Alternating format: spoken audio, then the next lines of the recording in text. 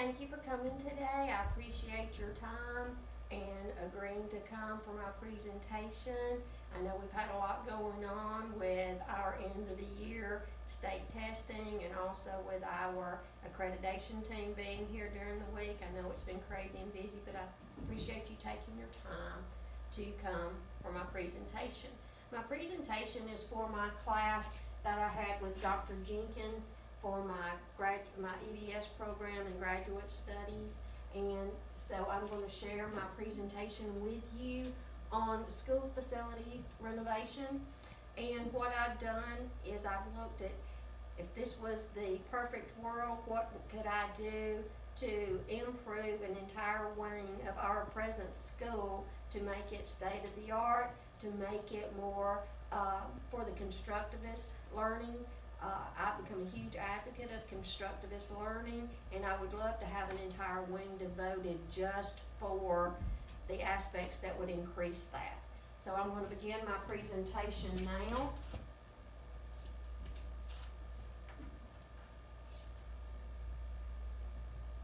Sorry, technical difficulty here.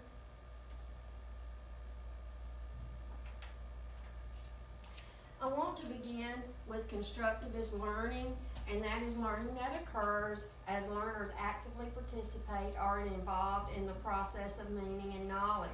And we're going to look at three areas that I took into consideration when coming up with my remodeling of the wing. I want to address educational adequacy. I also want to address environment for education, and then for the students, to let them be constructors of their own learning. Now, some of the requirements that we had to have for our presentation had to include the way that the rooms would look, the way that the rooms would be set up, the flow of traffic, also some of the equipment.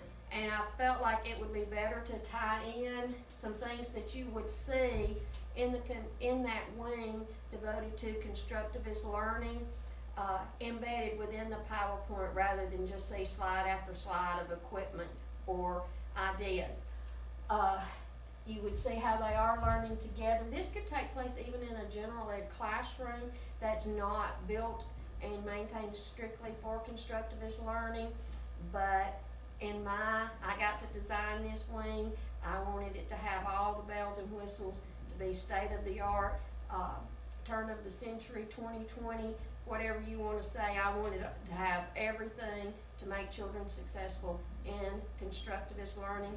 And gone are the days of behavioralist learning where they just sit and listen to lecture and study and rote memory and drill and practice. Those days are gone. We are teaching a different mindset than we were 20 years ago, the way we learned even before that.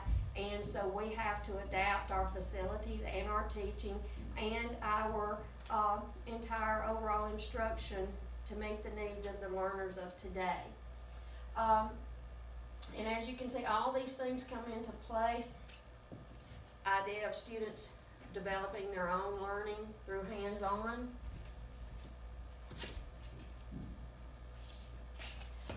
Educational adequacy.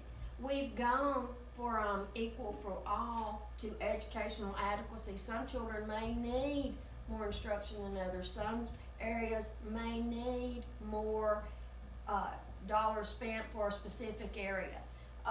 So we're going to look at how is educational adequacy supporting our desired programs, how is the learning environment supporting teachers and students to meet their goals and have goal achievement, how are the spaces allowing for collaboration, and how the school respects the joy of discovery. And this would be an area that could be set up for a lab, and it can be used by different grade levels for different areas of need, but provides all of the things that you need for constructivist learning. I want to take a minute, I'm going to talk briefly at the end about the safety, but I want you to look in every area. If this were to be a science lab, everything's going to have all the necessities of equipments that you need, is also as far as safety, hazards, and we'll talk about how all these areas will be maintained and focused in on to make sure that all our bases are covered for safety and for meeting the guidelines for our buildings maintenance. The floor plan that I chose would have a large maintenance area. Our stairwells would remain the same. It would be 5 classrooms. It would contain a computer, keep turning my back, computer lab, a science lab, a resource room, a robotics room, an area for broadcast, and also something I felt very compelled to include was a teacher collaboration room for our PD. These would be our classrooms. One of these classrooms will be devoted to a computer lab. This would be our collaboration area.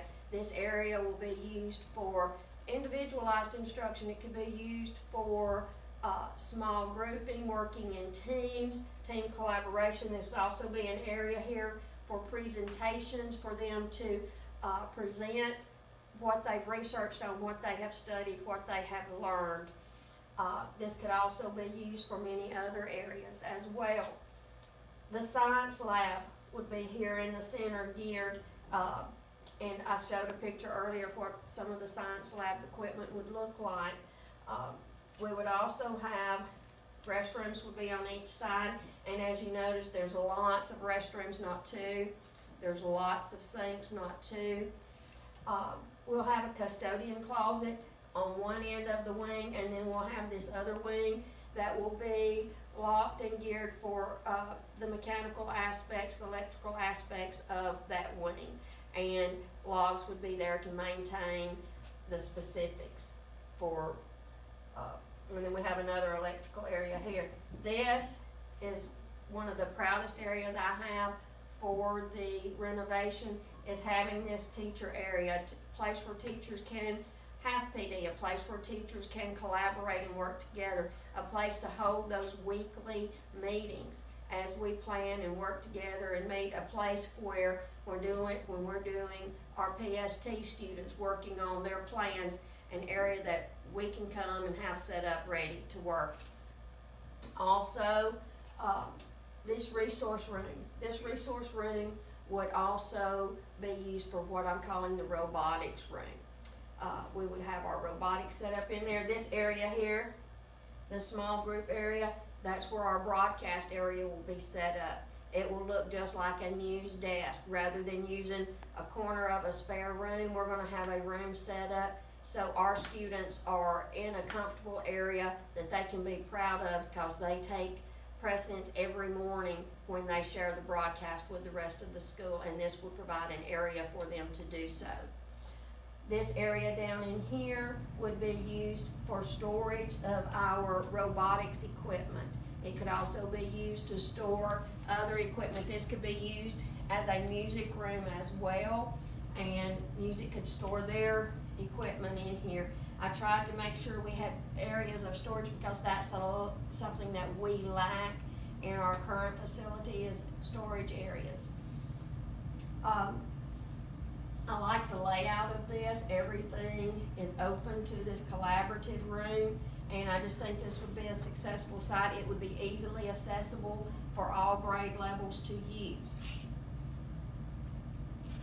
Now, on the remodeling project, I wanted it to have attractive colors. I wanted it to have patterns on the floors and the walls, pull those students learning in, have them, look at something, have something to look at, have something for them to feel like that an ownership, a comfortable, inviting, educational environment.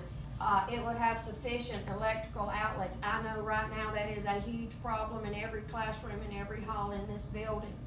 I also chose equipment and furniture that would be easily to rearrange, so there would be a lot of flexibility there. I wanted to have carpet in the collaboration area. Students like to lay on the floor and work. That also helps reduce sound. But you can see areas, seating would be different, inviting. These tables can be changed and moved around. I like all the windows that you see on the end. The computers are set up there, so there's lots of learning spaces that can be utilized by the students. Also, this would be a computer lab information. They're set up like this, they can be moved. Computers can be over on the side, they can work collaboratively in the middle. Again, there'd be ViewSonic boards that are interactive, big screen TVs, not small computer screens, as well as laptops, Chromebooks, iPads would all be available and could be easily accessed in any of these areas. Now, the science lab. The science lab obviously would have to meet all of the specifications needed as far as safety is concerned. The eye sync, the goggles, the gloves, whatever is needed, it will all be housed in this area. It has lots of storage available. It has lab tables over here with sinks. It also has collaboration areas over here, or areas for individualized work that would be maintained and housed within the science lab. And again, we are conducting our own learning. The collaboration area, I talked a little bit about it earlier. We could use that for presentations, collaborative groups, independent research, or whole groups. I wanted to find and build on an area where you could have small group instruction over here, independent work, back here. I'm sorry you can't see. There's a whole computer lab area available back there. There's a room here in case they needed more of a quiet area to work in their small groups. The floors are inviting, the walls are inviting. There will be an area down on this side here, right past this tree, that looks like this, smaller, individualized for the younger students that may not be able to utilize some of the area. We wanted it open and available for our pre-K through our 6th grade, that all of them had welcome and wanting spaces that they could utilize for learning. The robotics and discovery room, I like the way the wall's going to be set up, so programming and coding can be going on in one area. Trial and errors could be going on as they build and try out their programming that they've completed. Tables to work on as well. This could also be used as a discovery room for any other area that the teachers wanted to bring their children in and utilize the programming area and then bring out to see results, presentations, whatever, Earth Day things, projects, that type of thing. The area would have the rubberized mat with the sides so that the robots have an area for testing and working and practicing maneuvers that they could program their robots to do. The collaborative classroom, I've got a couple of different ideas that the teachers would be able to choose from. This is something I would like the teachers' input more so on, because this is going to be their classroom. They'll get to design it the way that it works for them. I think it needs to be inviting, it needs to be colorful, it needs to have the huge areas for whole group, small group, carpet area work, seating. And then again on this side, I like the fact that the window's open to the outside. How are we going to bring everything together? Well, one way is, you're looking at that with the light. You've got a lot of natural lighting in the classrooms. You're not having so much of the fluorescent lights. And that, just kind of a combination of the two will help with the instruction and the learning environment. Again, you see that I chose furniture that could be easily moved around to put into different seating areas, different pods for collaboration. These, the round tables are solid, but they could be pulled together. The long tables could be put together, so it would be easily to move around to make this environment best for the needs of that class. Now, the teacher professional development and collaboration area, I wanted it to have areas where we can work together as teams. I wanted it to have different seating. I wanted it to have the big space that we can use the ViewSonic boards, the presentation boards. When we're having PD in this area, we don't have to worry about, let's pull this in from the media center, let's pull that in. It's all available in this one room, and teachers can easily work together in a comfortable area to collaborate, plan, and provide what they feel like is best for the needs of the learning of our students.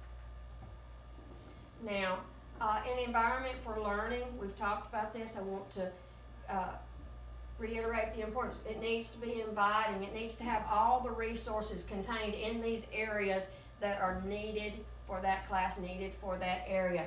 The flexibility to rearrange. You want it to be an area that encourages collaboration, that promotes discovery and building of their knowledge. We all want it to have a state-of-the-art technology and equipment for learning and presenting. Again, a huge area is that I have had on surveys turned in is electrical plugs. There's not enough of those. So that was one thing I wanted to instill, was that there would be plenty of plugs down in the floor, in the walls, wherever needed to make it suitable for that particular classroom. Now, that would be my ideal wing, if I could add to Weaver Elementary, that I think would make successful student learning and student development of knowledge. Do I have any questions or comments? No. Before I stop, I want to just tell you that just like we do our monthly safety inspections, those areas would be monitored closely for safety inspections. The building maintenance, the electrical works, everything would stay abreast to make sure that everything's in working area. The doors would have the safety locks on them, just like we have at our other areas of the school. If you have any more questions or any comments or think about something you wanted to ask later, please email me. I'll be happy to answer you. But thank you for allowing me to share my vision for Weaver Elementary with you. Have a good day.